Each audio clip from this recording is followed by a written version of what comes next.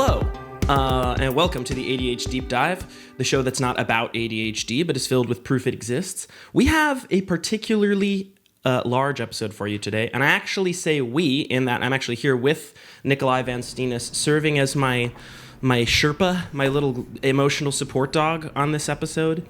Talk about imposter syndrome. We're going to be talking with a friend of ours that we kind of sort of can't believe is our friend. He's kind of doing some incredible things in the rock and live music world that we kind of put in that little aspirational bucket of ours. But first, hi Nick. Hi. What's up, buddy? Hi, baby boy. Congratulations on 10 days since the short film launch? 10 days since the short film, and I can look in real time. When last I spoke on the podcast, I said it had, and this was Saturday, I was like, oh my gosh, I think we're going to do it. We might get to 700 before Monday. And when last I checked, and I'm doing that right this second, Penelope currently has 1,533 views, 78 likes, and it's receiving about, the last 48 hours is, dude, I think it's going faster than YouTube has time to calculate, because I just posted that the last 48 hours updating real-time live had like 480 some views. It now says 857 in the last 48 hours. Dude, yesterday, last night at probably 6, 7 o'clock, you called me and you're like, hey, we're going to break 1,000. We're going to do it, dude. That was probably this time yesterday. And now, overnight, we've gotten about 600 views since then. Exponential growth, man. That's sweet. Thank you to everybody that's given us support and shared it around and said nice things about it, man. It helps so much. I'm hoping that by this time, I think in theory, right now as of recording this, it's Tuesday. But I think as of recording this, I hope that by Friday the behind the scenes is out. My reservation was I think our reservation was, let's wait until it loses steam. And then it didn't look like it was losing steam. It looked like it was growing faster. So it's like, okay, then let's wait until 1,000. Well, I thought 1,000 was going to be next week or so. But it happened overnight, so we're going to have to do it. I'm proud of us for setting low and realistic standards and expectations with this, because every time something is exceeded, it feels so much better. It feels good. And I've talked about it multiple times on the podcast, but why don't you go ahead and talk about what your expectations were before actually releasing it? Your hopes. We put our real asses into this, and in recent years, I've kind of primed myself to not get super disappointed if it's not super well received or anything, because algorithms are tricky and it's really hard to just even get your product in front of somebody. But I think our 24-hour thing was if we break 100, we'll be super happy. Yep. And we blew right through that. It's I'm excited and still trying to maintain a level of realism and expectations and stuff, but just watching how quickly it's starting to climb and stuff, it's really cool. It's great. And again, setting those expectations was really important for us, because I would have been happy if we got 100 in the first 24 hours, and then we were like, okay, it's probably going to slow down because our friends will stop watching at that point, so we're hoping by the end of the week, maybe we'll get 200. And then by that point, we had well crossed 600. And the coolest thing about this now is that it's not just our friends and family that's sharing it. It's the algorithm that's picking it up. And that's been the battle for so long. And comparing it to we've only really ever released, you've done other creative stuff, but I've really only ever released music. And it's such a different beast in the sense that, you're really just expecting your friends and family to share it, and then it kind of stops. You're there. hoping that your friends and family share it. It typically stops there, though. Whereas this, it's already ran the gambit with our social media following, and it's just organic reach at this point. It's so cool. Yep. I would argue that my friends and family are now annoyed with me sharing it. Dude, maybe that's only in my own head. Can't stop, won't stop, man. No, hell no. Well, I think with that, we could just say one last pitch. Sorry about the coffee gulp right there. If you have not yet, youtube.com/@DavidJMund, our short film Penelope is out now. It's qualified. We have listed it as a thriller/horror.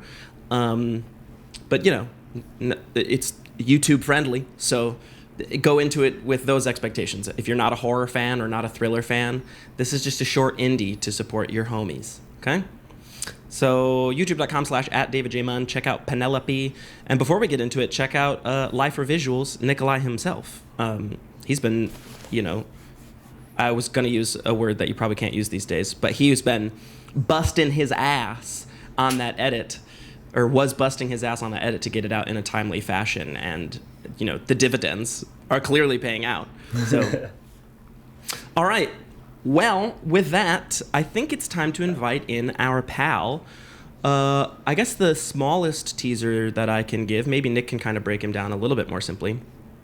But we have a friend named Jon Eberhard who we met, I mean, 2012, 2013, something like that? Somewhere in there, yeah. It was a few years into LFT. Yep, we were, and we'll talk about this a little bit on the podcast, but we were looking to record a new single. We had kind of headed a different direction musically, and we knew that we needed a different producer than where we had gone to record our EP or our other previous single. And we met Jon. He was one of, I believe we were the first project he ever produced. Yeah. And now he's in one of the biggest rock adjacent bands, arguably, if not in the country, maybe in the world right now. One of them. The top 3 streams on their Spotify have close to 100 million on each one. We're going to be talking to Jon Eberhard of I Prevail.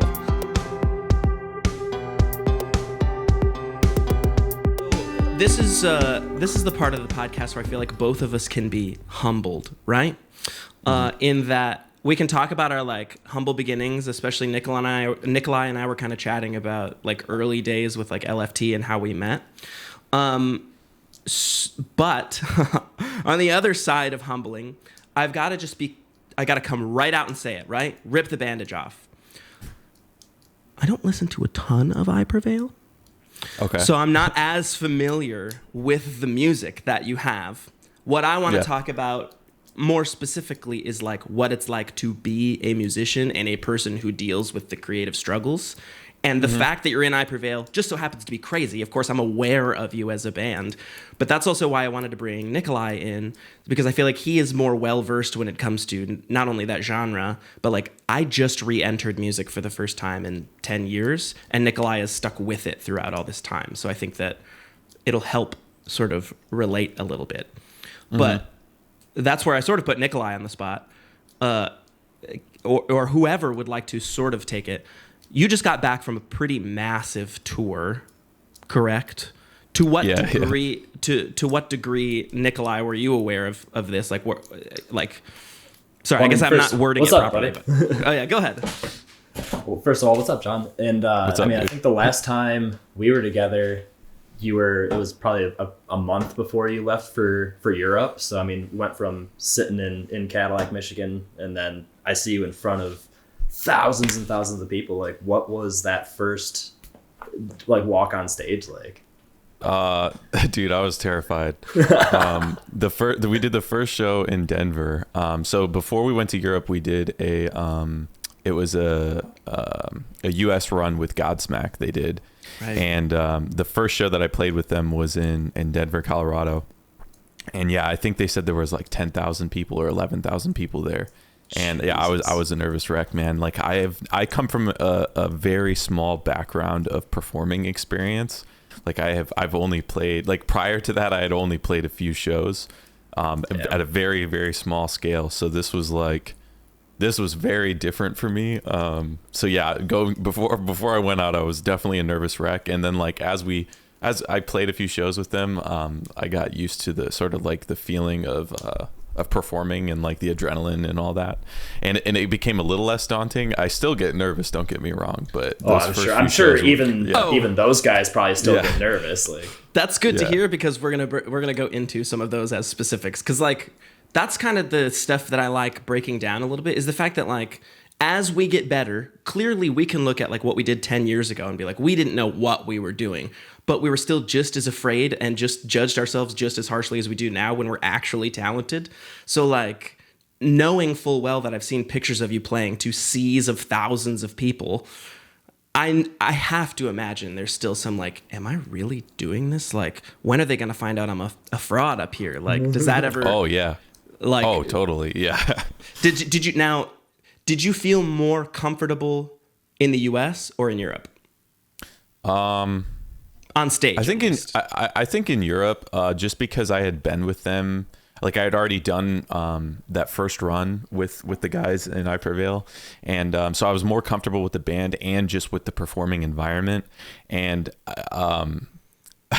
there is a level I feel like where you hit with a crowd where it's like you can't keep track of like what's bigger at certain points. And a lot of the shows in Europe were all festival dates, so a lot of the shows were massive outdoor, those sort of, like you said, sea of people type crowds. And I feel like it's almost like less intimidating I mean, it's more intimidating, like I don't know, it's weird. It's like from a performance standpoint, it's less intimidating, but I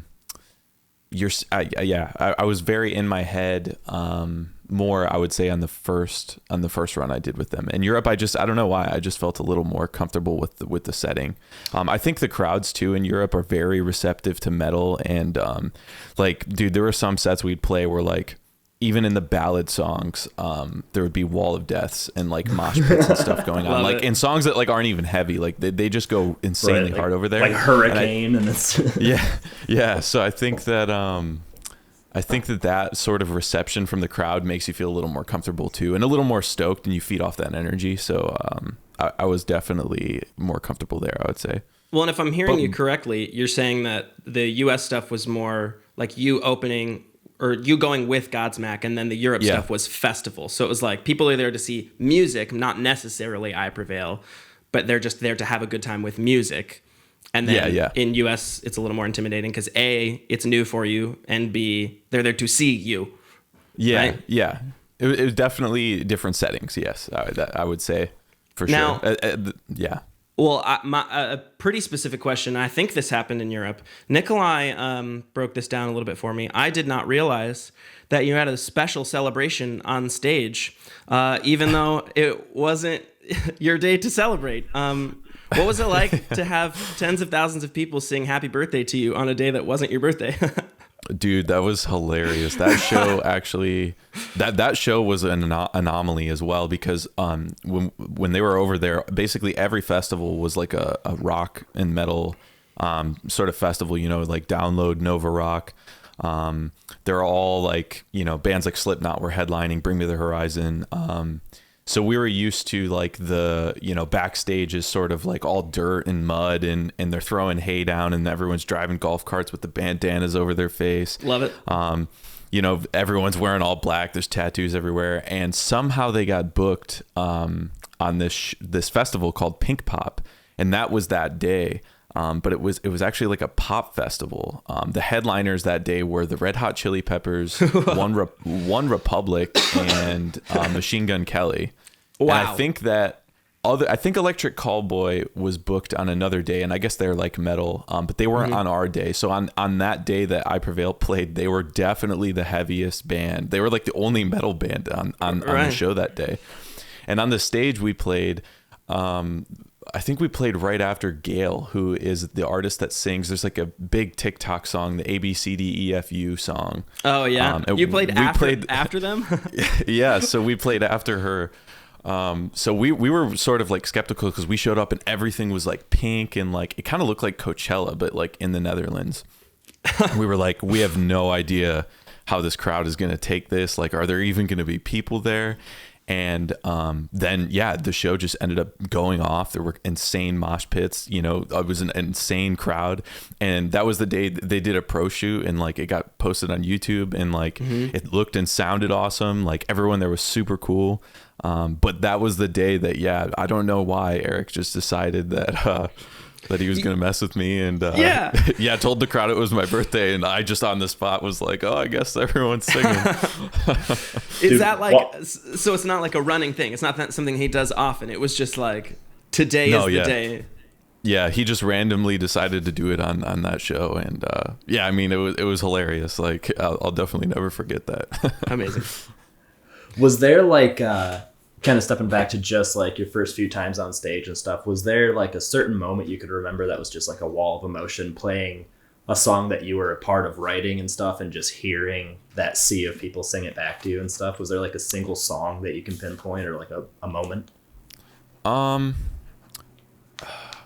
wouldn't say as much as a song, but there were definitely moments when we played Download in the UK throughout that set where that was definitely the biggest, most obnoxious crowd I've ever seen, I think, in my life. Obnoxious in a good way? No, in an amazing way. Okay. It was like I just don't think I've seen that many people at like a venue in any setting anywhere ever in my life. So when we walked out there, it was just like immediate, overwhelming.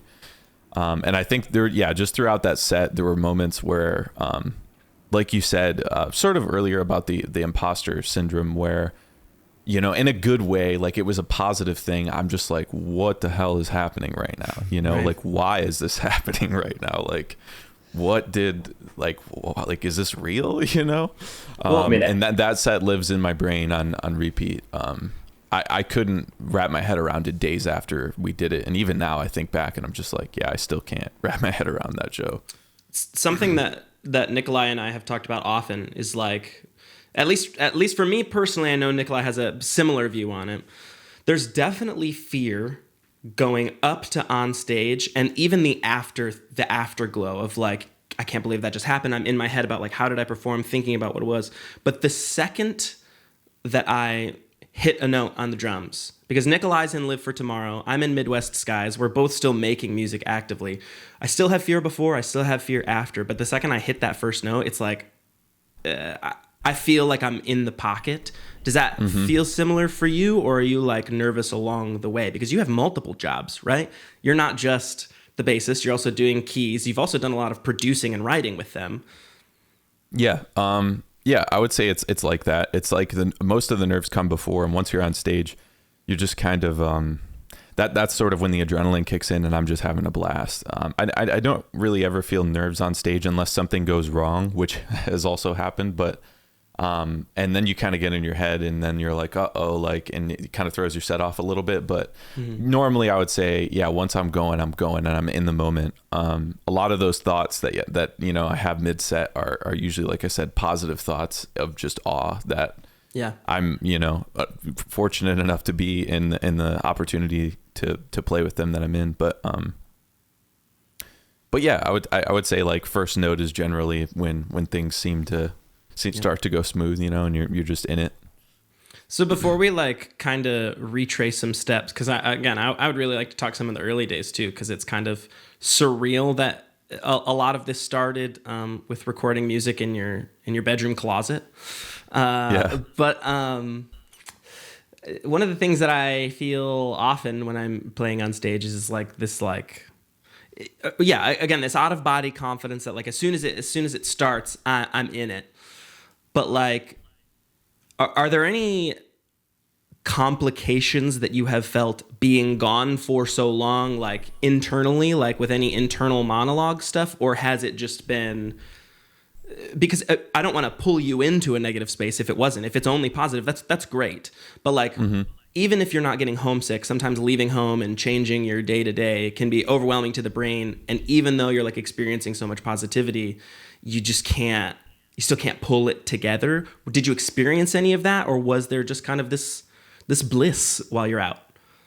I think to a very small extent I experienced that. I think obviously you miss, you know, your friends and family and stuff at home. I definitely like miss my girlfriend and stuff, and you know, you definitely get those moments of like, oh man, I can't wait to get home and like lay in my bed. But I don't think that it was ever something that I really had to struggle with. Also, I haven't, I feel like fully experienced tour yet. Just because the runs that we did have a short break in between the US and the European run, and they were fairly laid back in the terms of like, dude, some bands will go out and they'll, you know, and they've done this where they'll go out for months and months at a time, and you're just, you know, one tour after the next, and like you don't even go home in between, you just like jump on the next one, you know. And I feel like yeah, oh for sure, man. And I have yet to experience that, so you know, maybe that will change, I'm not sure, but so far I feel like it was a good way to ease me into it, and I haven't really experienced anything that was like super challenging in that sense, at least. I mean, that's good. Like I said, I'm not trying to pull you to a negative space. I just think, again, one of these things that I try to do with this podcast is just to use the overused phrase, try to make it like a safe space to talk about some of the unexpected negative sides of the creative pursuits, because people don't understand that like this tour that you got isn't just this like glamorous thing. It's something that you've worked almost your entire life to get to. So it's like 20 plus years of work for a couple of weeks of a glowing experience. It still doesn't feel like all of the work we've done has truly paid off sometimes, right? Like it's hard to appreciate something in the moment. For sure, yeah. But before we get into the upcoming tour, which I want to talk about a little bit towards the end here, or at least shows, the announcement that I just saw on social media that I'm really excited about.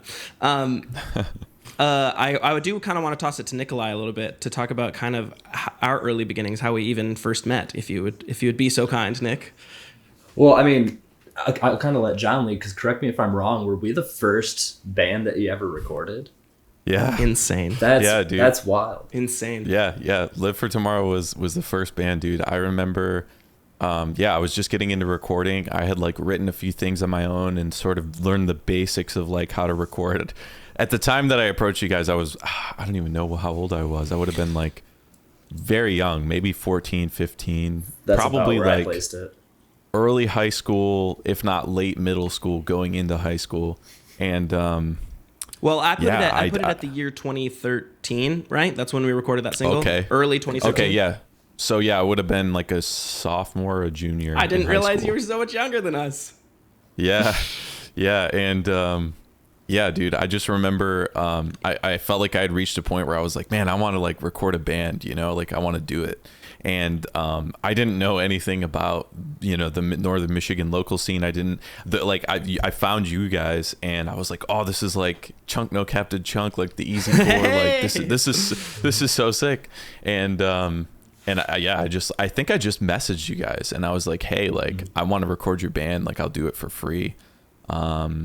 Like here's some stuff I'd worked on. And I think I reached just like cold outreach to you guys, and then you came over and to my mom's house, and I had my little bedroom set up. And I want to talk about that a little bit, because we all grew up small town. Yeah. We grew up, if you're comfortable talking about the actual city itself. Yeah. Okay. We grew up in Lake City, and then you grew up about 20 minutes away, in the middle of even further into the middle of nowhere, in my perspective, Houghton Lake.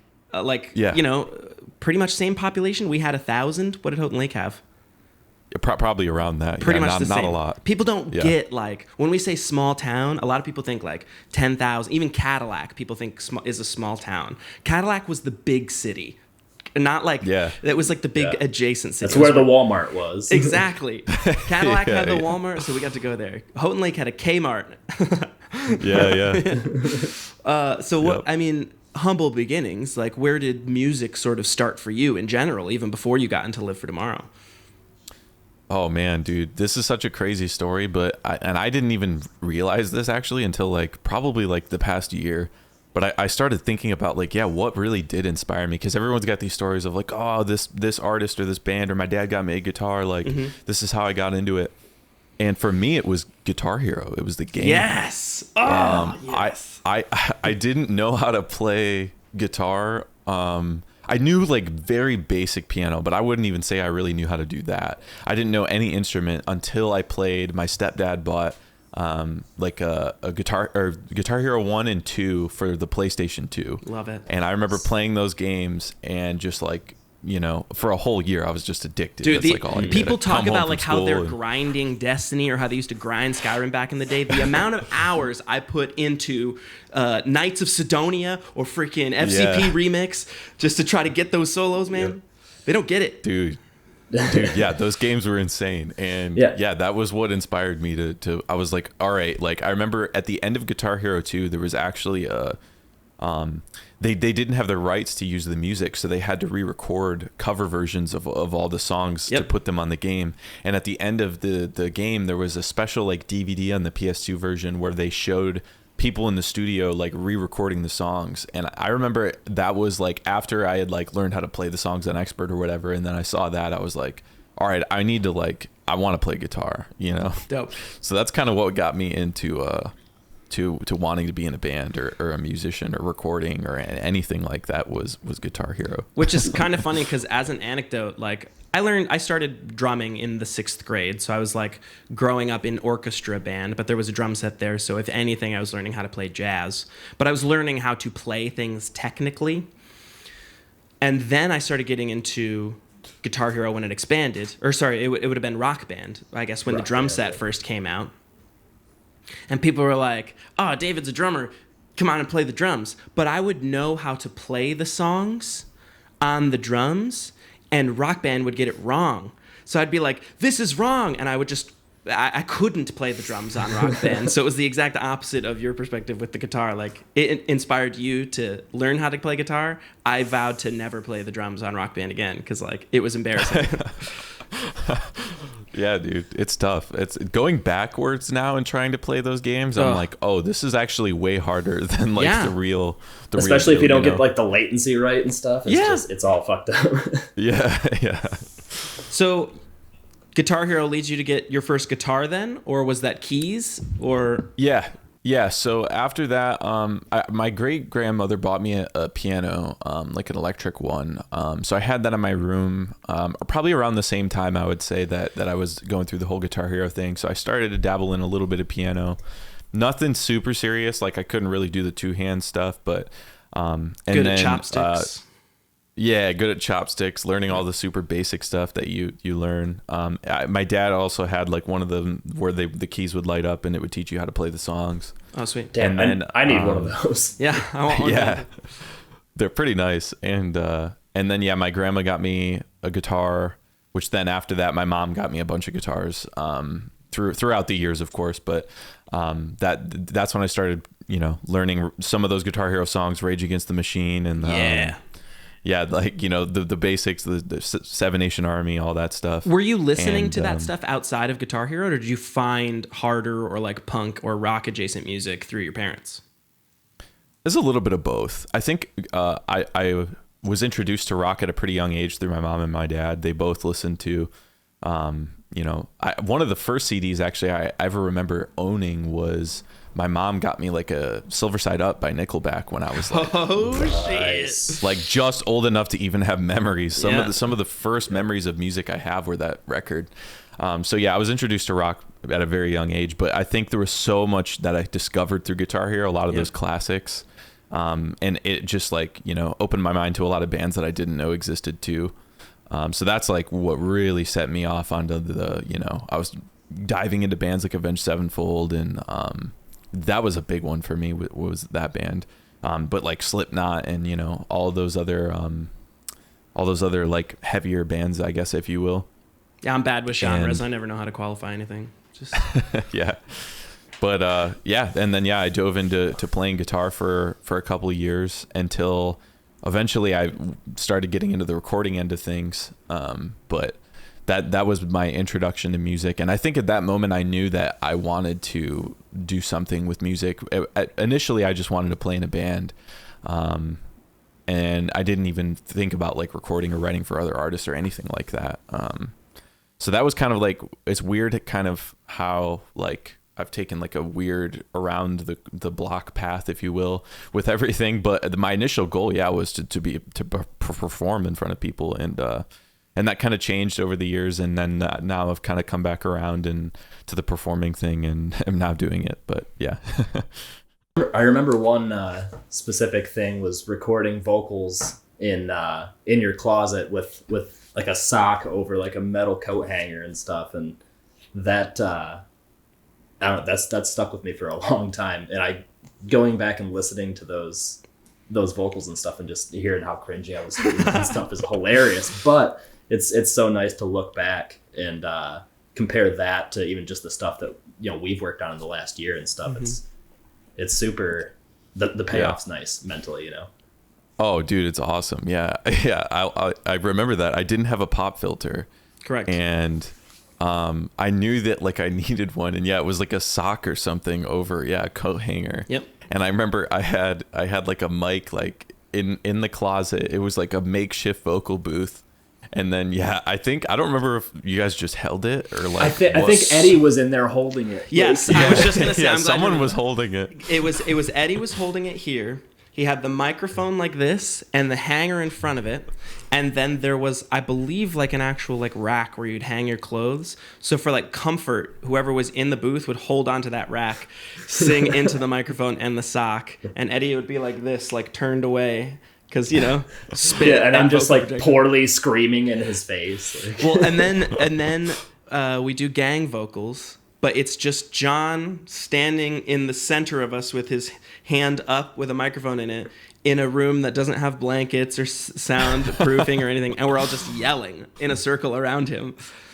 It was just, It was so good. And like we talk about you being young. I mean, we were still young too. I think two of you were still in high school. I believe two of us were fresh me and out. Jon are the same age. Yeah.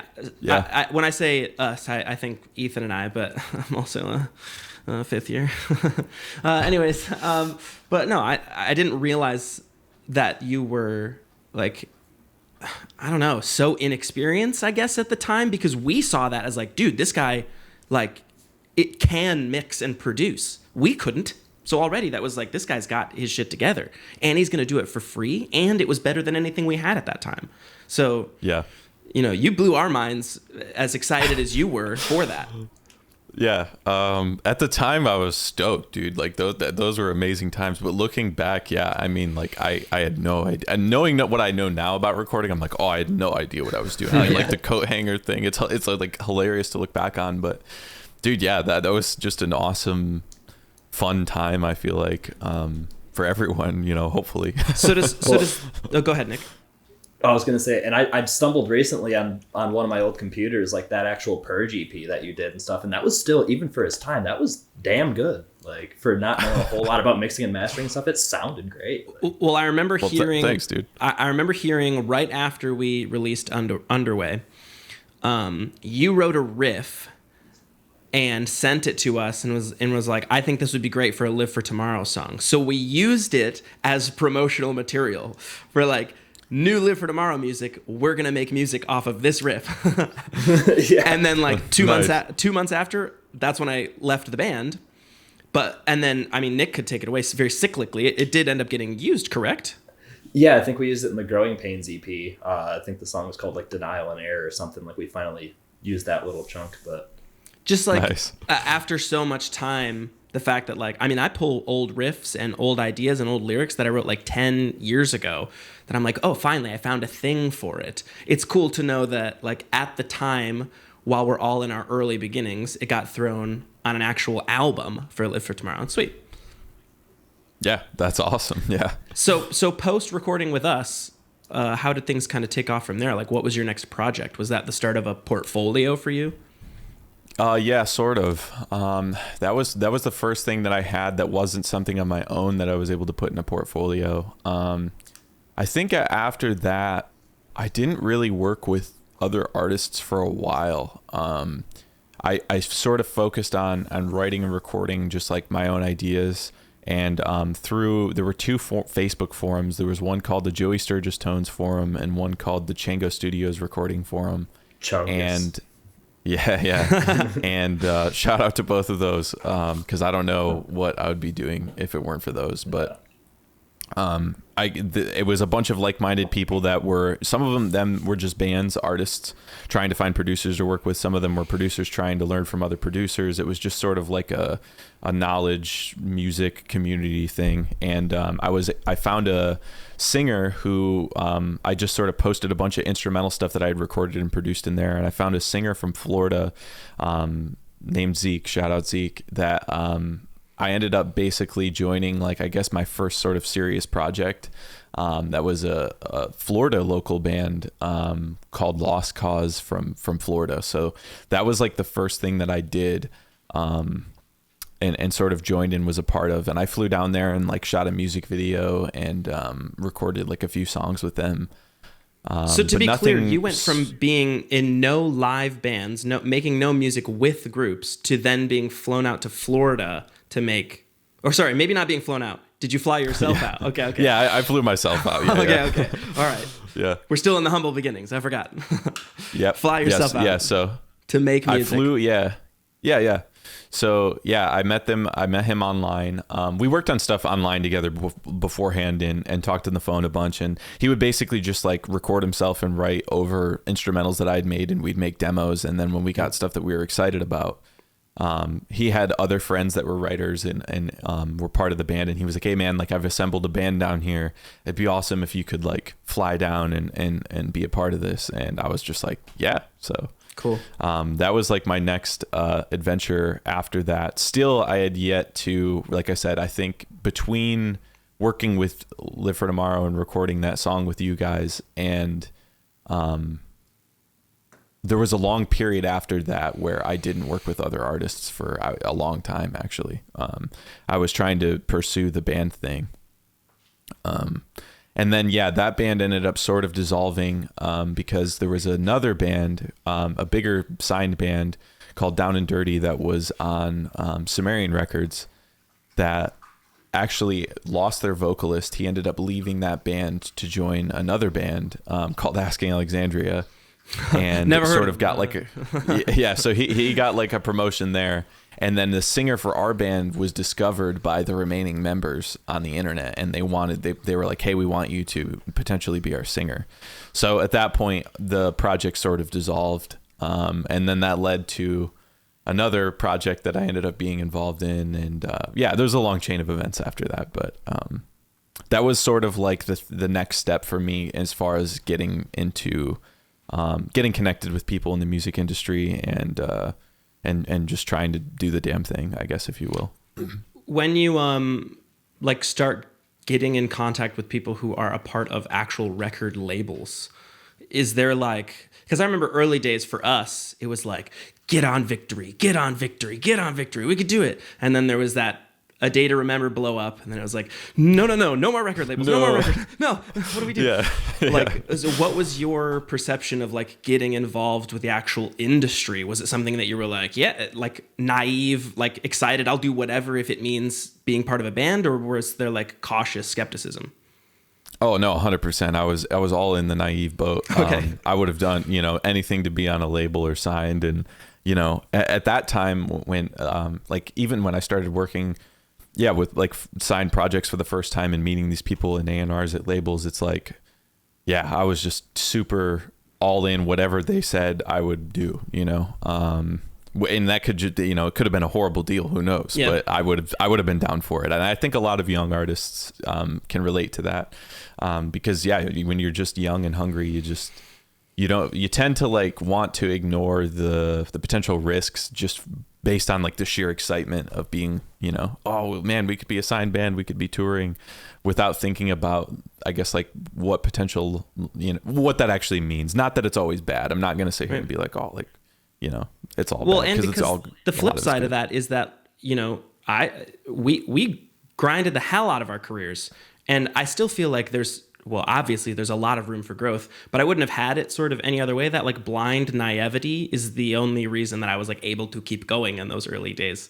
Cause like, what if? And I think it's important to hang on to that too. Even when you find a little bit of success, it's just like, you got to be careful. You got to have your walls up. Some of these, the record labels or the corporate organizations are going to try to give you the shit end of the deal, but like you should still pursue that it shouldn't stop you. But sorry, I have a habit of interrupting. Go ahead. No, you're good. Yeah, I would say that not every label is necessarily out to be the bad guy either. There are a lot of great people that truthfully believe in their bands and offer them good deals. And I know a lot of great relationships between bands and labels. But on the flip side of that, like you said, with the whole sort of victory thing, I've also heard some horror stories and lawsuits and things like that where, bands get wrapped up in these year-long wars with these labels, and that stuff's what you want to try to avoid. But yeah. So once you got past that initial like recruitment phase where everybody's like pulling you from different directions, and you finally feel like you're establishing yourself, what is your first like steady, like, I don't know if you like signed contracts with bands, but like you became regular producer or regular writer? What was your first steady source of creative? Yeah. So that wasn't actually until very recently. So I feel like for a long period of time, I was trying to do the band thing, wasn't working out. This band broke up, that band broke up, yada, yada, yada. Eventually I reached a point where I actually moved from the Houghton Lake area, because I was sort of home based there for a while in like the northern Michigan area, and then I was just sort of like bouncing around. Like I said, I went to Florida. I wouldn't say I lived in like the Detroit metro area, but I was traveling down there a lot to work with other bands and stuff. But in 2019, late 2018, I moved in with, like, I would say my best friend Nick. We've been living together. We still live together. So we've been living together for, it's been like 5 years now. It's been a long time. Are you saying that you and Nikolai are in opposite rooms of the same house right now? No. Different Nick, Nick Matskos, but he was like a friend of mine that I had met through, I was in a band that he was actually in Down and Dirty. Actually, he was going to be recording, and we sort of developed a relationship, and he sort of taught me a lot about recording and mixing and mastering, and he actually used to engineer like early on for Joey Sturgis, who recorded, bands like Asking Alexandria, Mice and Men, Attack, like all the Warped Tour, all the greats, if you will. And so yeah, Nick taught me a lot, and then we just hit it off, became really good friends. And when I moved in with him, we lived down in the sort of Detroit metro area together for a while. I would say that's when things started to become steady. The first artist, if you're asking as far as like which band was sort of like the first established project that it was like a client, like a long-term relationship type thing. Yeah. There was a band that I worked with called Until I Wake, and they actually weren't a band when I met them, and they decided that they wanted to do the band thing, and they were like, hey man, like we love your stuff, we want to work with you. And we wrote an EP together, and they self-released the EP, and it did really well. And then they got hit up and approached by a couple different labels, and they ended up signing with Fearless Records, who they're currently signed to. And that was the first time where I feel like I did something from the ground up and been like, oh, like, I mean, we all did, but as a team. But Nick actually recorded it, mixed and mastered it as well. And I don't know, it was just the first time it felt like the team that we were working with had like done something from scratch, and then like saw results, if you will. And it was just like, oh, this is awesome. And yeah, we still have a relationship with that band till this day. Can I ask a quick insider question actually about that? Yeah. When a band is signed or about to be signed to a record label, does the label typically have producers and engineers that they have contracts with that they want their artists to work with, or are they able to pull in like outside artists like you who aren't signed with the label, but you do production? I would say it's a little bit of both. I don't know exactly how much contracts go into those types of things. That might be more of like a publishing deal thing. But as far as the labels go, they generally do know. They have a circle of people, and if you're a producer or a writer that's well connected with the A&Rs at the labels, they'll usually be like, hey, like we've got these guys if you want to work with them. Sure. And they'll often make suggestions to the band. But Fearless was very much so like, hey, we like what you're doing, and we want to just basically provide you guys the tool set to do whatever it is that, you need to do to make the best record.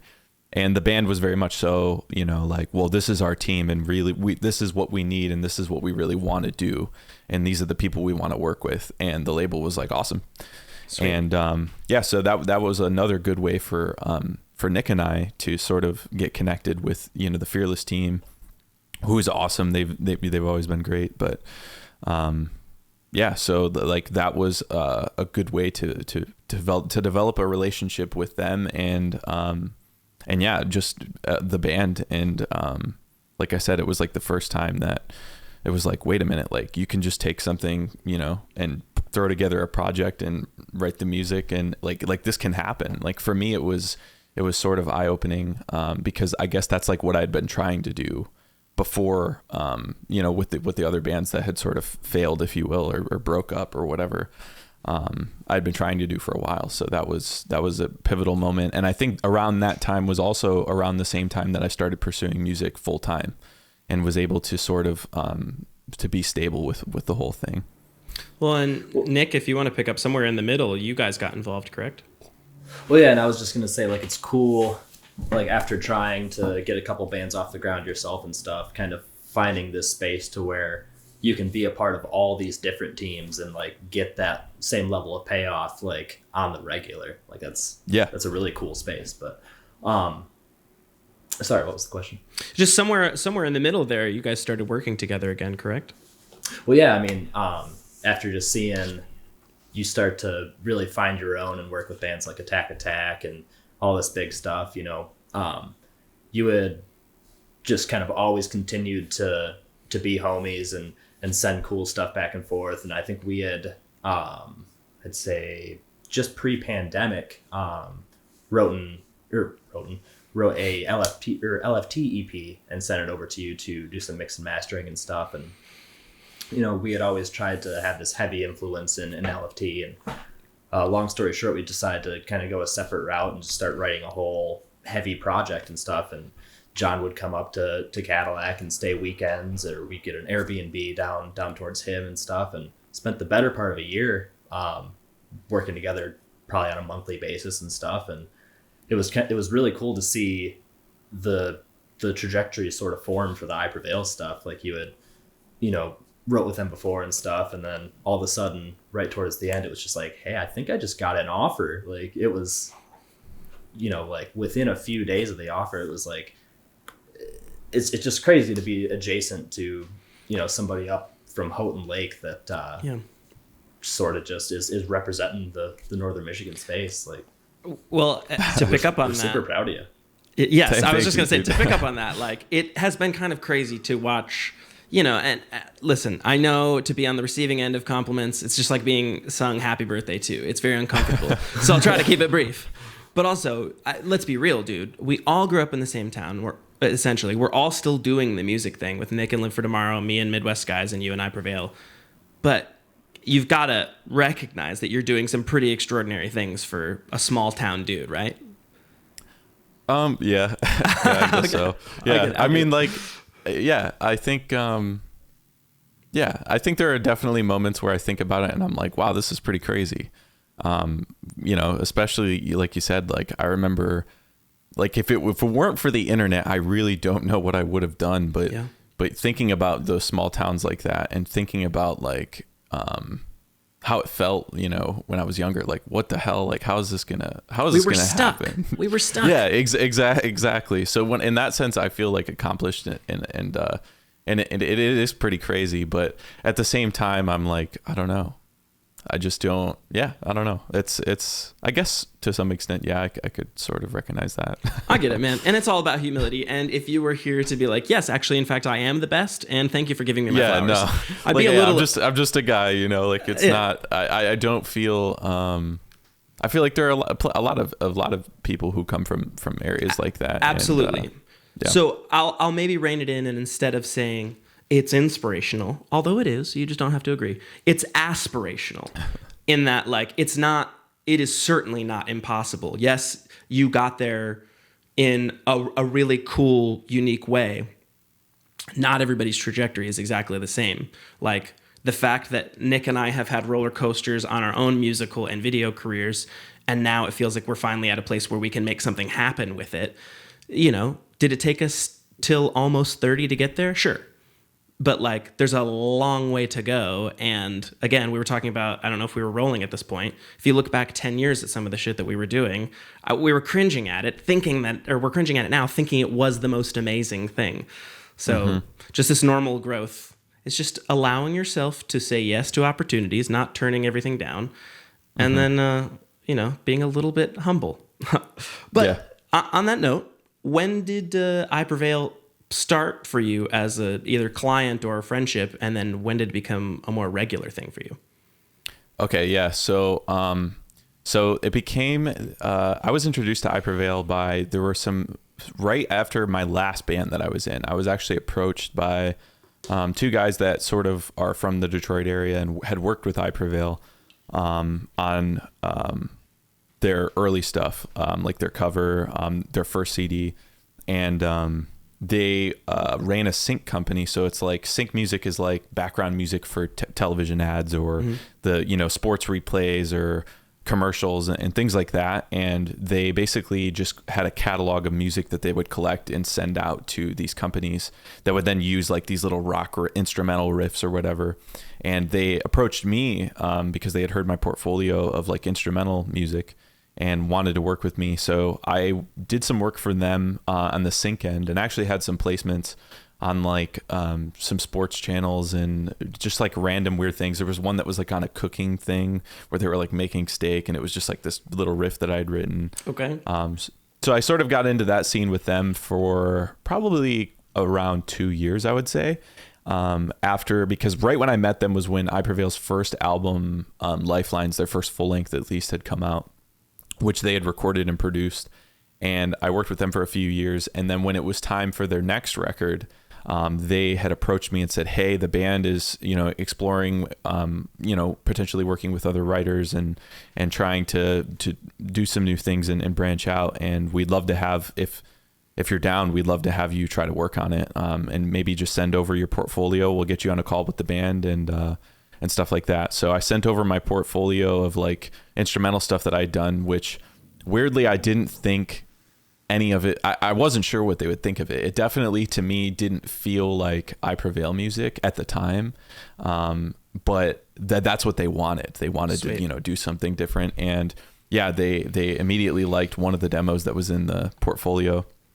And I got on a call with them, and they were stoked. And then I actually went down to this restaurant called Mr. Z's down in, I think it's Port Huron area, and met with the band for the first time and the producer, and had lunch with them, and they were super nice. And so that was kind of how I got connected with them. And that song in that portfolio ended up turning into a song called Low that was on Trauma, their sophomore CD, so the album that they were working on at the time. And that was sort of my introduction to the band. And we did that song on that record.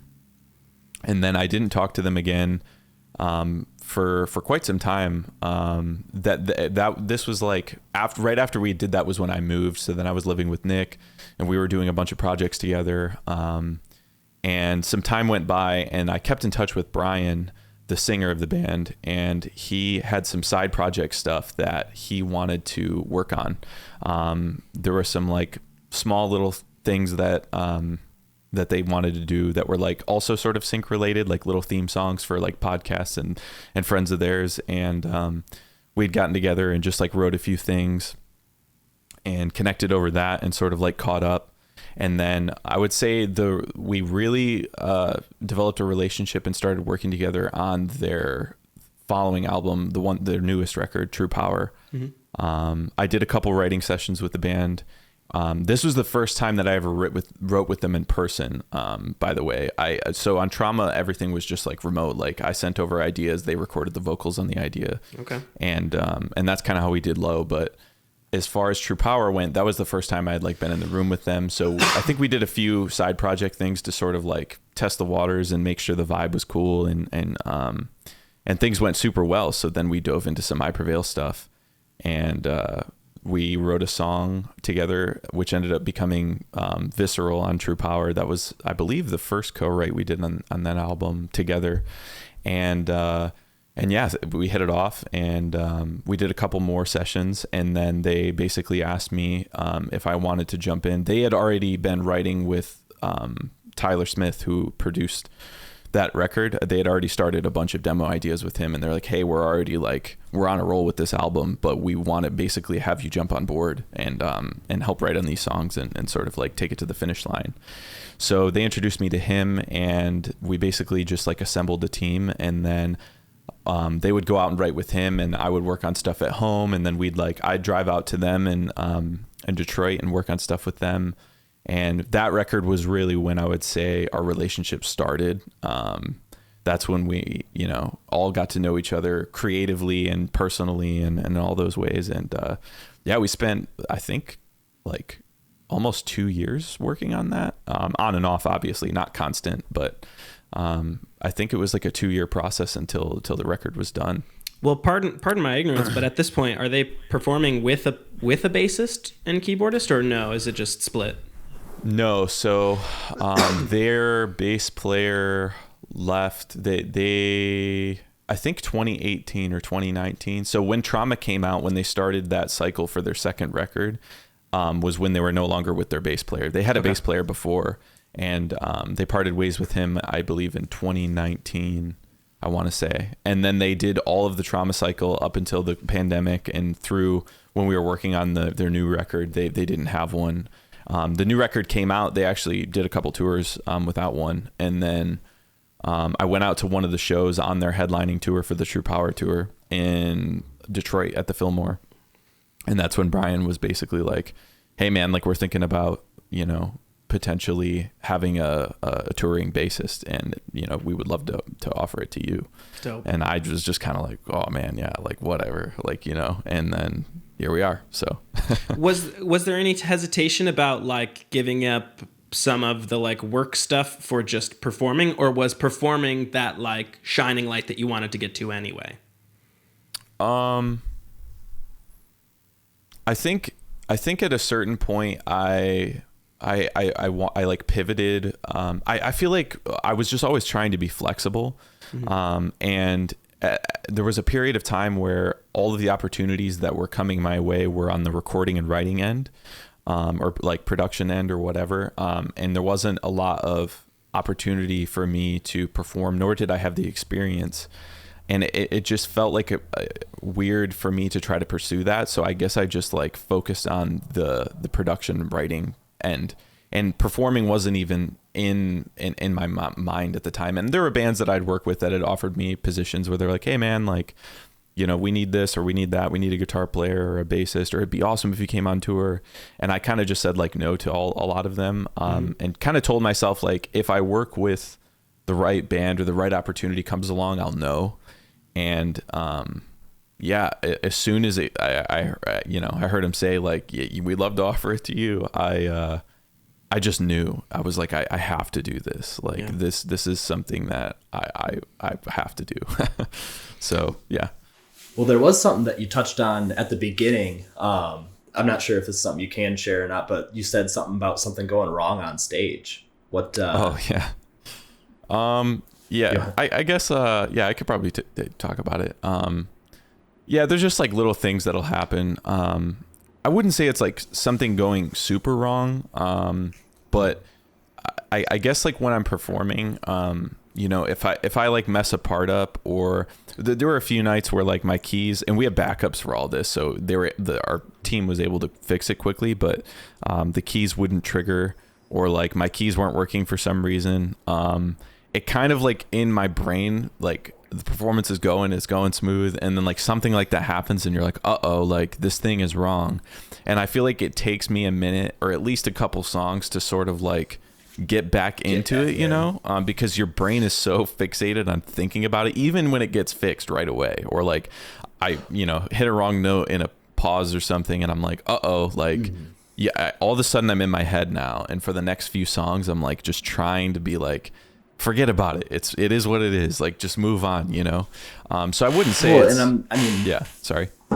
Oh, like David and I'm sure have done it in shows, rooms of maybe like 50 to 100, but like I'm sure that feeling is only amplified when it's just on that grand of a scale. Like, yeah, it's yeah, I mean, like I'm sure any musician can relate. When things go wrong, it's just not great. It's not fun.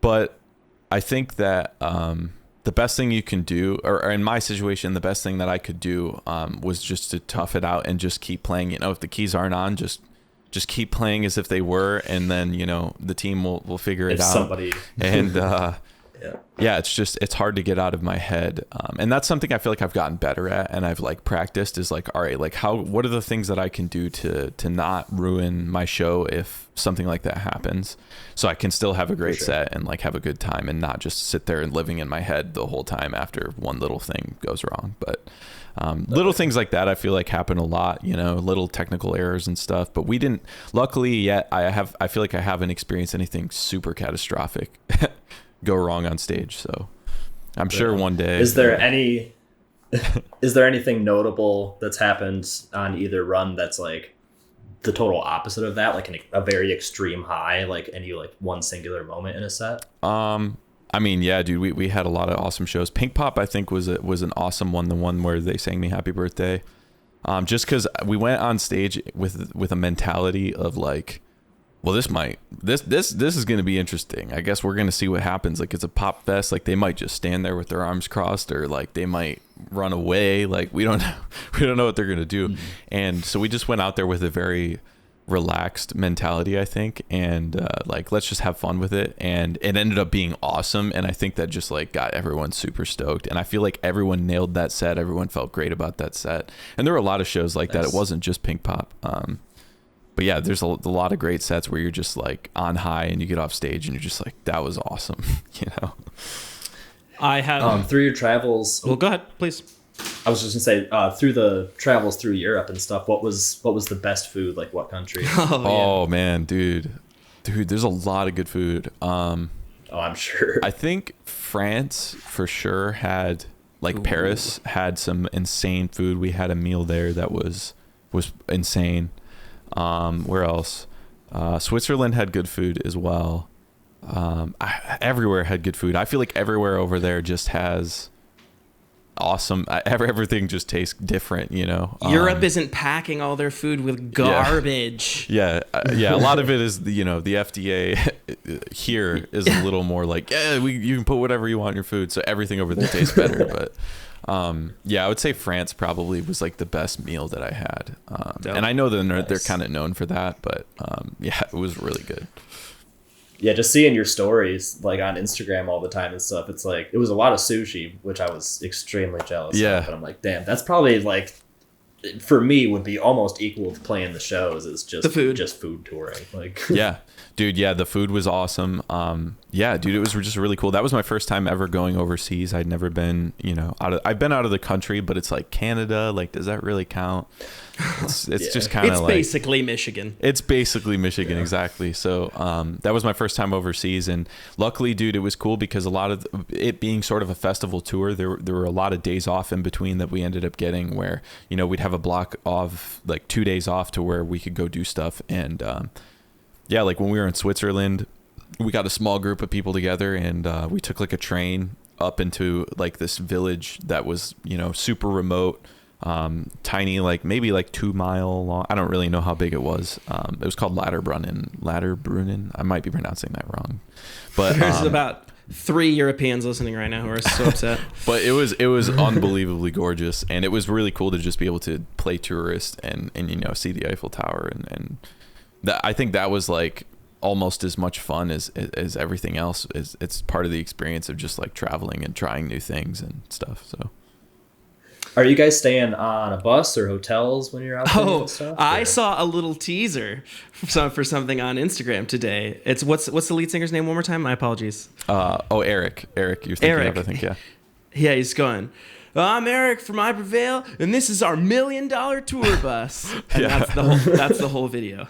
Yeah. So on the US, that was our US run. So that on the US run, they rented buses for Godsmack. So we had 2 tour buses. We had a crew bus, which all of our crew and everyone goes on, and then we have like a band bus which has our tour manager and like our photographer and assistant, and then the band goes on that bus. But yeah, buses both in Europe and here. The Europe buses are a little different though. They're like double decker. They're the double decker ones over there, but it's weird because they're like smaller. So like the bottom, like both floors are just like you have to duck a little bit. They're like a little bit smaller, but there's actually more bunks. There's like I want to say 16. It was either 12 or 16 on the Europe one, and they're all upstairs. And then there's like a little downstairs lounge, and those buses don't have like showers, so they're like a little different. And then the US buses that we had were like really nice. They had condo bunks, and that's the one that he did the video on were those ones. And there's like a shower. Here's the real question: like how many toilets? Just one. Just one. And is there a no poo rule? There is a no poo rule. Good. Yes. Good. You can't shit on the bus, dude. Has anybody broken the no poo rule? No. As far as I know, no. Good. But man, that's good. It's good to hear. I have yet to do it, but I've been told that if this happens a lot, especially if you get sick on the road. And you know you've got diarrhea and you wake up in the middle of the night and you're like, I gotta go.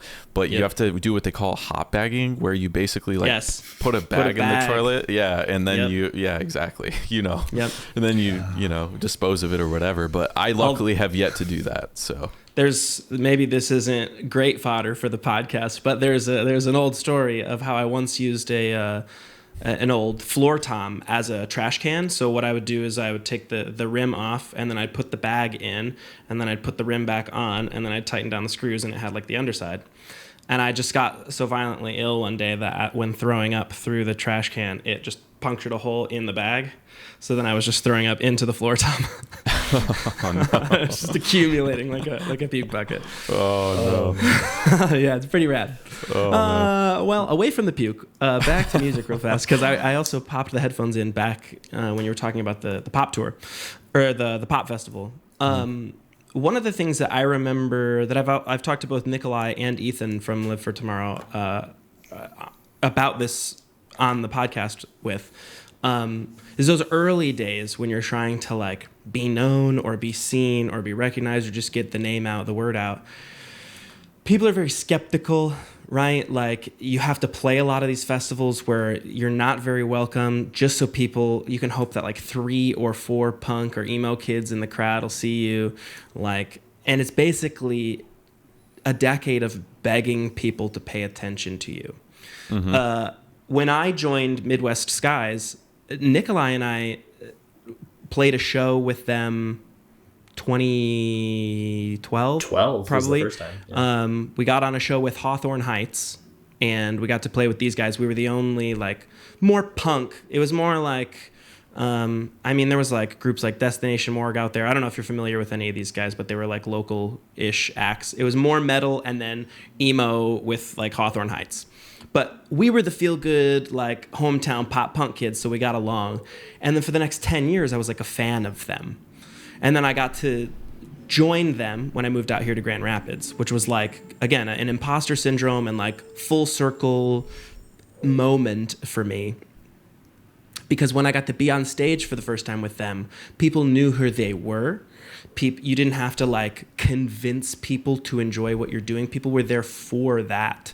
Did you notice a transition like in your own life where you went from like essentially like begging these acts and these people to like pay attention to you to like, and I know we've talked about how I Prevail is the first one to like get you to agree to consistency, but like when did you feel, or do you even feel now, validated as an artist? Like by outsiders, not just the peers, but the outsiders. Yeah, I don't know. Yeah, it's tough to say that I fully even feel that way now. But I think because there's always going to be like the next thing, and you're always going to be hungry for whatever the next thing is. But looking back, I would say that there were definitely moments where I struggled more with like finding work and finding artists to work with, and getting your work noticed, like you said, and it felt like a little more impossible, I guess, if you will. There were a lot of times it felt that way. I think the time when I stopped sort of feeling like it was impossible was sort of what I described with that band Until I Wake that we worked with, because that was the first time I'd ever like been like, oh my God, like we did something and there's some sort of results, you know. They weren't crazy, like, but there were results. And once I was able to sort of do music full time, I felt at least validated in the sense that like, hey, like I can quit my job and I can at least, you know, pay my bills and do this. And that means something.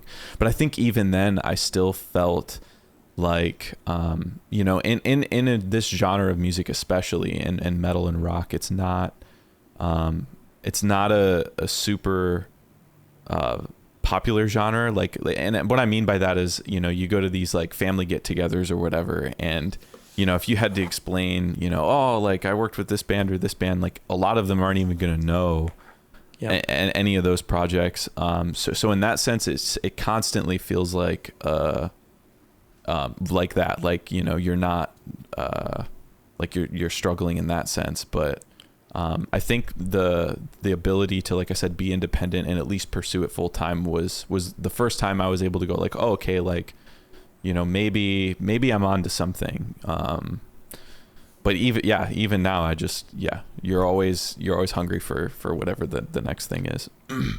One of the things that we experienced as Live for Tomorrow, and I'm sure that Nick can maybe shoot on this because he was the one receiving it directly, is we would always get this compliment that like, man, you guys sound really good.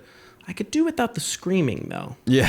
It's like, especially while you're like trying to get people to recognize you, it's like, well, motherfucker, it's not for you. Like, I don't need you to tell me that shit. Yeah. Especially because Nick was the doing screaming in the band, you know? Yeah, I mean, yeah, just in the business of making music to piss people's dads off, you know? Right. Yeah. Yeah, dude, it's tough, man. And I work with a lot of bands, and I feel like a lot of younger bands that are in that position where they're trying to just get their foot in the door. They're just trying to get their stuff out there.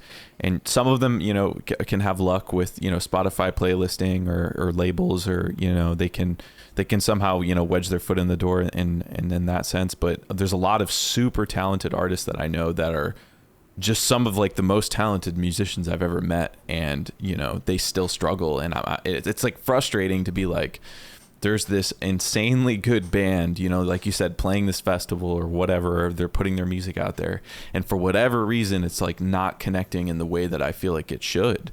And I think I can only imagine the frustration that those artists have to go through with that, because it frustrates me, you know, and I feel like that's a tough thing for a lot of bands. And unfortunately, I think that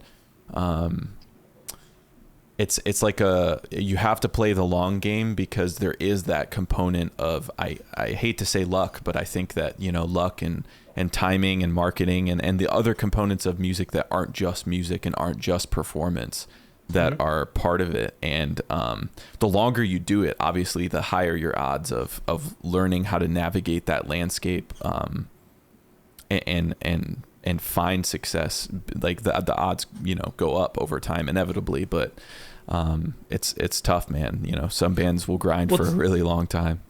It's this weird dual perspective too, where like, especially people who aren't in it, they either have the perspective that it's all luck and that's the only reason somebody got there, or that it was just pure talent and the only reason that they got there is because they grinded as hard as they could.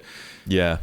But it's not. It is a combination of both. Some people get that lucky moment early and then peter off later, and then, you know, by, you know, 10 years into that lucky strike, it's over.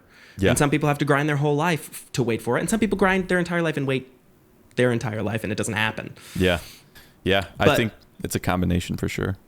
One more thing before we kind of bring this to some sort of natural conclusion. Is that I've been kind of trying to gauge through the podcast, like, what is your capacity for dealing with mental health issues? Like, where are you at on your mental health journey? Is that something that you struggle with regularly, like all of us millennials do, unfortunately? Or is it something that you've always felt like you can handle? I would say that there are definitely things that I struggle with on a daily basis. I think everyone has something, for the most part. And Yeah, I would say like as far as mental health goes, there's just there's always things that I feel like I'm trying to improve. I'm trying to think of like something that I think there doesn't have to be specifics if they don't exist too. I mean, yeah, no, I think the number one thing that I struggle with, that I'm trying to like figure out and balance in my head, is like inner anxieties, and like you said, sort of like the imposter syndrome thing. There's a lot of times where I'll go into a session and I'll feel incredibly confident and I'll be like, oh, like I'm going to go write a song with this band and it's going to be sick or it's going to be awesome. But there's also days where I'm like, am I even good at this? Like, why am I here? Why am I in this position? And I think that that's something that I definitely have dealt with, especially a lot more recently, where I kind of get in my head about those things. And I'm trying to sort of navigate that. And another thing would just be with more happening and more artists approaching me and hitting me up, and such a busy schedule, is just like managing, anxiety and time, and trying to be as organized and do as much as I can, but still have enough time to like relax.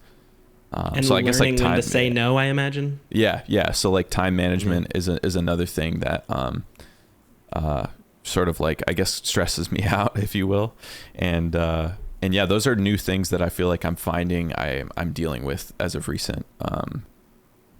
But the imposter syndrome one has been striking up quite a bit, I would say. And I feel like this is another duality thing, in that like it's so discouraging to hear that everybody freaking deals with this thing. Like it doesn't go away. It's really baked into a creative's perspective. But also it's very encouraging to know that everybody deals with it. So like, it can still be a real thing that we deal with on a day-to-day basis. But if we're all walking around acting like frauds, but we all know it, like maybe it could help us to be a little bit more vulnerable, to like, this creative pursuit, whether you're a musician or a visual artist or whatever, it's tough as shit. And like, you have to be extremely vulnerable. You have to take a ton of risks. You have to experience a ton of no's, a ton of failures. And that's why we all feel like frauds, is because we have heard no so many times and we're just chasing that one yes. Yeah. And then when we get that yes, we're like, are you sure? Exactly. Are you sure? Yeah. Exactly, dude. So, yeah, that's a perfect description, man. It's like, and I find like I can usually talk myself out of it eventually, but the fact that you have to have that conversation from time to time in your head is like, man, like I wish I didn't have to do that. I wish I could just be like confident. Which like I said, there are definitely moments where I can be, but there's also those moments where you can't believe it. Like you said, you're just like, are you sure? Like, yeah, that's a healthy ego though, is like not inflating yourself to believe like I deserve all of it. Where the hell are these opportunities? Yeah. But like if you set your expectations, just one. That's all I want. Just one. Yeah. Then you can experience a good amount of validation. In like all the shows you've done so far, like is there any like notable, like I saw you guys had wow, I'm blanking on the name, but no, dude from Bad Omens came up and did a song with you guys and stuff. Is there any like notable, like holy shit, like starstruck moments? Oh yeah, dude, for sure. I think Disturbed was a big one. The bass, wow. we played a show with Disturbed and Nothing More, and when we were in the green room, their bass player just came in, and I think it was just me and Brian in the green room, and he came in and started talking to us. He's like, "What's up?" I'm the bass player from Disturbed, and yeah, we got to meet the band, and like, dude, they're all just so cool and so nice. And nice. But in my head, in the back of my mind, I'm just like, holy shit, like, you're Disturbed. Like I remember ripping Stricken on Guitar Hero. Like yes, for sure. Yeah, dude. Come full circle. I just hit record as you're like, I remember hitting or ripping. I was like, yes, I want to touch that. I knew it was coming up for more Guitar Hero. Yeah, I think there was definitely a bit of starstruckness with them. Carrie Underwood. Oh, that's what it was. Insane. That's I saw all that stuff. That was insane. That one too. When we met her, I was definitely like very taken back. Like it's hard to not be. you remember they're just people, and like I'm never weird about anything, but in the back of your mind you're just like kind of like, oh my god. But also, was Carrie Underwood just like an organic fan of the band? Like, how did that so happen? She went on, the first time she talked about them I think was on Good Morning America or something, and she had a interview about her gospel album that she was promoting. And they asked her what she listens to, like what does Carrie Underwood listen to? She's like, oh, it depends on what I'm doing. And I think she said that I Prevail, she likes metal, and that she listens to metal on her workout playlist, and they like asked specifics, and she was like, oh yeah, the band I Prevail, their Trauma album. And she and then she kind of like made a disclaimer and was like, oh, but like if you're buying my gospel album, don't go out and buy that, because there's a lot of like swear words and stuff on it. But she said that she was a fan of the band on the show, like in the interview. Amazing. And that's wild. And then they went out to see her when she played in Detroit. Some of the band did, and they got to meet her and hang out at her show. And then she ended up coming out to the I Prevail show with Godsmack in Tennessee, and she just That's awesome. came and jammed. She was like up on the balcony just rocking out. Well, I remember seeing the band shared one of her stories. It said like, I'm up in the balcony watching I Prevail, and I thought it was like a meme or like a bit. I thought you guys were like, haha, Carrie Underwood came to I Prevail. And then there was the following story was a picture of the band with Carrie Underwood, and I was like, oh my god, they even photoshopped her in. And then there was more posts. I was like, oh my god, this is real. Like Carrie Underwood is. That was a cool story. Yeah, so it turns out she's a massive I Prevail fan, and yeah, she literally it was pretty crazy. She like made the time to like come out to the show, watch the whole set, and then got to talk to everyone after. So that was insane. Hell yeah. So okay, I know that we were kind of cut it while we set that up, just talking about kind of starstruck experiences that you've had so far. I don't know how you won't be at this upcoming one if you're anything. I guess set it up. This next, is this a tour? Is this a show? What do you got? Yeah, it's a couple shows, so it's like a mini little run. But I overheard it. I think it was like the first day when we were in the green room for Godsmack before we had played the first show. They were like, "Oh yeah, like we're doing this thing with Bring Me the Horizon," and I was like, "Who?" but yeah, so it's like 3 shows in Japan. One of them's like a festival, I believe, and then the other ones are just shows. Nice. But yeah, they with Baby Metal and Young Blood as well. So it was Baby Metal. That's what I saw. I was wondering what the other name was. Well, and Baby Metal's production always seems to be like crazy over the top. I mean, Bring Me the Horizon as well. Like, do you guys have like cool stuff planned as far as production goes for that show, or are you guys like kind of in that space where like you're limited? I'm actually not sure. I don't really know what they have planned. I don't know what's in store. I know it kind of like varies depending on the tour and what's going on. But and being across the entire globe is probably Yeah, I know there's a lot of weird logistics with getting everything there and stuff. So I don't really know what to expect, but I'm sure, like you said, I'm sure Baby Metal's going to have some an insane show. Bring Me will as well. They always do. Yeah. But yeah, especially in Japan and stuff too. Like, yeah. Have you met? I hope there's some like full show recordings. Have you met any of the guys from Bring Me the Horizon? No, I haven't. No. Okay. So do you think that you'll have, and I know, okay, all right, I get it. They're all just people, whatever. Okay. But I remember hearing Chelsea Smile in the 6th grade and being like, there's an awakening happening. Yeah, 100%, dude. Yeah, I think they're one of the sickest rock bands out there right now as far as like modern rock goes. And I don't know, massive inspiration for sure. So it'll be really cool to be able to play with them and maybe meet them or something. But I don't know, we'll see. Hell yeah. So that thing's coming up. Beyond that, you said that there's some things that you can't talk about, but also there's a little break coming. What do you plan to do with the break? Is it going to be an experiment in independent creative music stuff, or are you going to just take an actual break? So I have some writing sessions booked with a couple bands, and then there is a vacation that I'm taking, like I think it's like it's like a week-long vacation basically. I'm going to the UP to just be with family. It's not like I wouldn't say a family reunion, but there's a lot of family that are getting together and we're all going on like a big camping trip. So I'll be doing that in the time off, and then I've got like a couple small things booked with other artists, and then that's probably it. The rest of the days I'll probably just take off to sort of relax before we hopefully do more stuff. So yeah. I mean, you know that you will. Yeah. Hopefully. Yeah. I hope this train keeps going. Yeah. Well, Nikolai, is there anything that you'd like to add before we bring this to some sort of end? No, man, it's just grateful to have you as a friend, and it's cool to see you have all these awesome opportunities. I got something. Yeah. We're going to put you on the spot, John. Okay. Have you or have you not seen our short film? Penelope. No, I haven't seen it yet. Ooh. I need to watch it. Ooh. I need. Well, there's one more view we can account for. Yeah, so you'll get that view. I'll sit down and watch it. It's all right. No. I see the poster in the back, dude. That's sick. Oh yeah. Dude, yeah. It was so perfect. Actually, Nick, if you want to talk about this real fast, we met up recently to exchange these.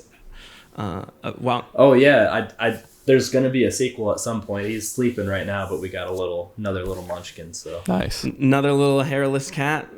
Oh really? Yeah. Nice. Yeah. That's awesome. Yeah.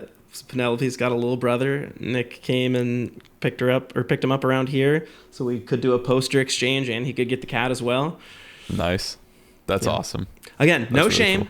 but also we value your creative input, and you would be a guy that I'd love to hear your opinion on the sound design, because that was the most painstaking process creatively, but then Nick spent just as much time as we did making the film mixing the sound. So nice.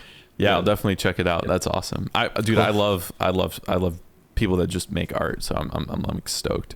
Hell yeah. Speaking of which, I am insanely stoked to see the new Christopher Nolan movie. Oh, Oppenheimer. I'm seeing it on Saturday. Yes, dude. I'm so stoked. Yes. I was gonna say I want to go see it in IMAX too. Have you seen like how they have to theaters need to extend their actual IMAX reel just to fit that film? Yeah, the 70 millimeter. Yeah, I got tickets I didn't buy them until like yesterday, so I got tickets on Wednesday next week. And it's like one of the last showings, but it's the 70 millimeter IMAX. Yep. So I'm so stoked. God bless Christopher Nolan for being one of the last bastions of 70 millimeter IMAX film, shooting on film. Yeah. I know nothing about film production, like when it actually comes to like shooting on film, but I know how it looks, and I know that Christopher Nolan is the best at it. And I will pay any amount of money to see any of his films.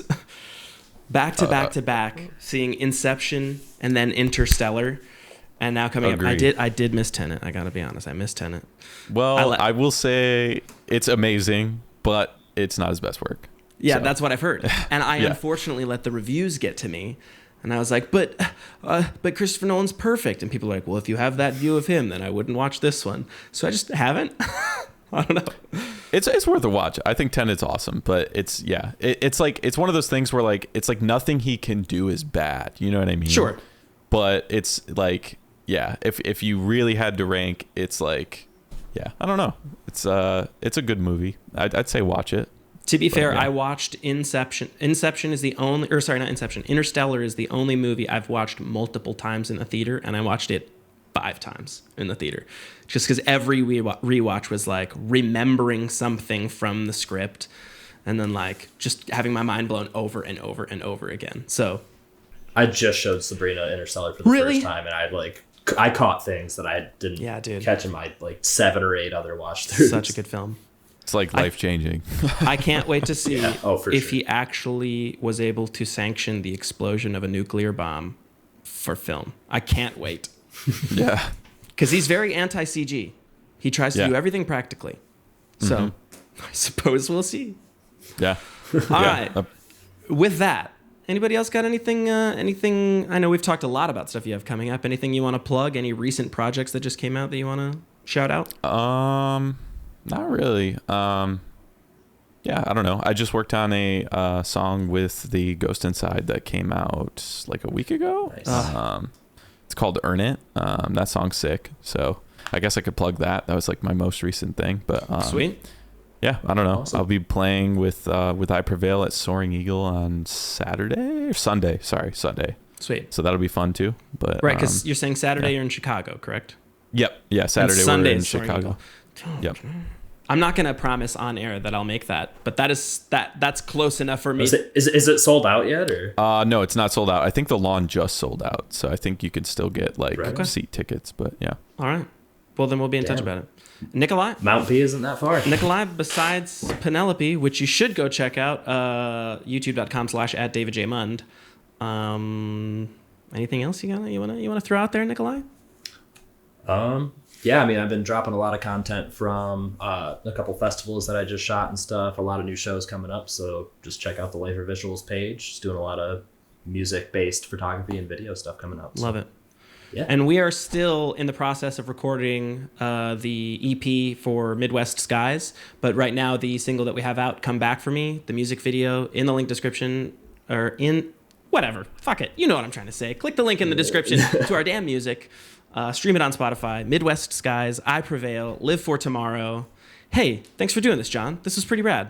Yeah, of course, dude. Thanks for having me. Yes, hang out on the line for a second so we can give you a proper goodbye. But as far as the podcast goes, thank you for tuning in, and we'll see you next week.